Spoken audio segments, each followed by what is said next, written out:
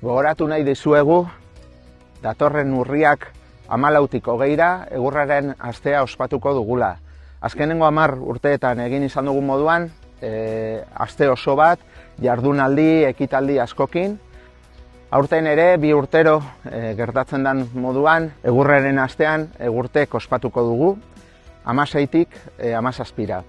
Jardunaldi ere diferenteak ospatuko ditugu, kongresua daukagu, enpresen erakusketa eta egurtek sariak. Honekin batera, egurtek edizio guztietan ere ospatzen dugun moduan, jardunaldi teknikoak izango dugu, bazkegurrek antolatuta, eta aurten gai diferenteekin, akustika gaiak, digitalizazioa, bioekonomia, eta baita, gauza berri moduan, tailer bat edukiko dugu, eidekin ospatzen dugun tailerra, egurra eta diseinua lotzen duena. Gai guztiei buruz jarraitzeko aukera daukazue, bai webaren bitartez, bazkegur.eus, edo gure sare sozialen bitartez.